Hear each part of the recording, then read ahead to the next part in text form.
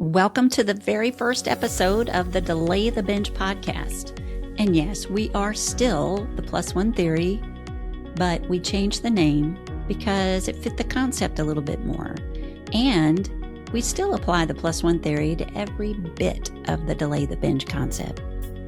And yes, I guess we can call this a launch, which already makes me laugh a little. Because before I hit record today, I sat here asking myself, what is a launch anyways? Is it fireworks? A countdown clock? A dozen emails telling you don't miss out? Because that kind of launch absolutely fits certain marketing and branding efforts.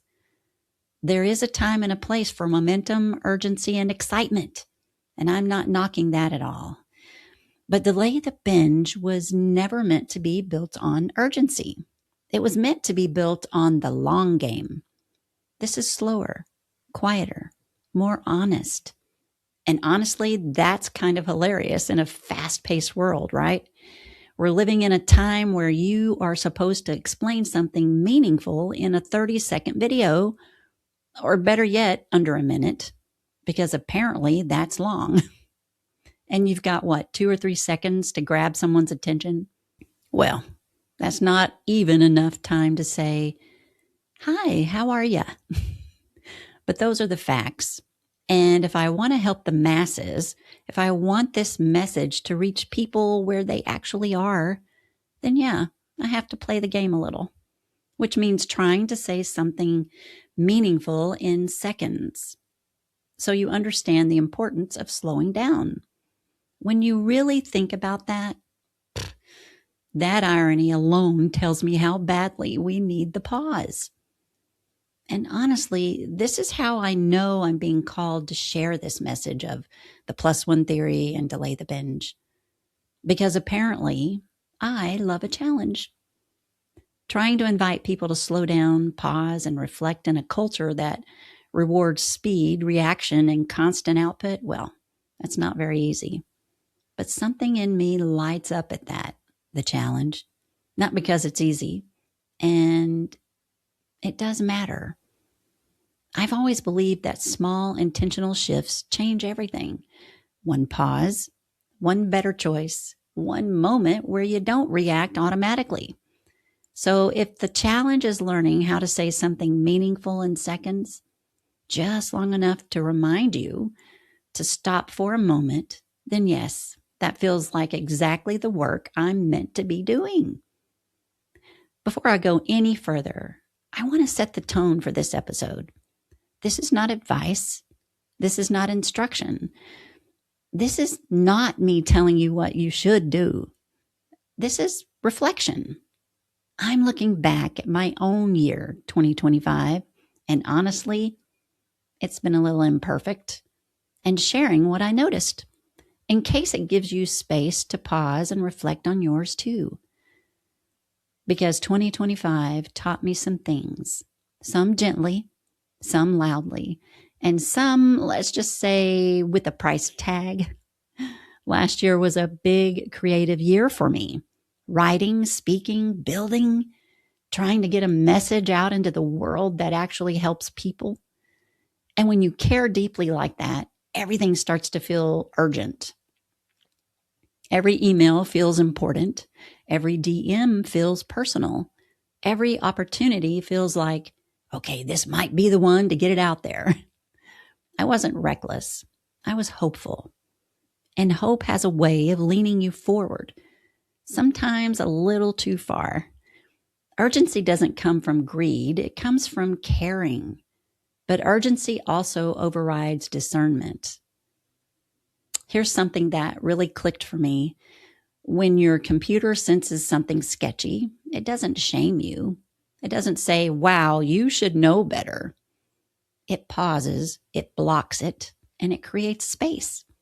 Meanwhile, when we feel overwhelmed or behind or excited, we're like, click, yes, take my money. No pause, no firewall, no, Every decision I regretted last year skipped the pause. And it's not because I didn't know any better. It's because I was tired, and tired people don't pause. They react. Let's talk about the award emails, shall we? You know the one. You've been nominated or you've been selected, and we were so impressed. It's a limited opportunity. At first, I felt flattered. Like, wow, they picked me out of all these gazillions of other messages. But then I felt uneasy because it was too easy. And then I got curious. And when I finally paused, one thought landed. Paying for recognition doesn't feel right to me. Yes, they wanted me to pay them to be nominated. So that pause didn't embarrass me. It protected me. Recognition that requires payment isn't recognition, it's marketing. Marketing is not bad, but urgency plus flattery, that's a powerful combination. Let's see, and then there were the big promises, the polished systems, the confident voices that said, I can shortcut this for you, type of energy, you know. And listen, I believe in investing in yourself, but here's what I noticed. Anything that makes you feel smaller without it is an empowerment. It's pressure. Pressure convinces you that delay equals failure. And most things in life, they're not now or never. One of the most freeing skills I learned wasn't spotting better offers. It was learning how to respond without betraying myself. Here's the sentence I use now. Wow, thank you for reaching out. Your services look valuable and amazing, but they aren't in my budget right now. I'm glad to connect and will reach out if the timing is right. No apology, no explanations, no emotional gymnastics, just clarity. And the relief was immediate. What all of this taught me is that I didn't need to stop believing in my message. I needed to stop leaping. That's where the +1 theory comes in. I don't need the whole staircase. I just need the next step. Winging it feels productive, but it's exhausting. Structure doesn't limit creativity. It calms the nervous system.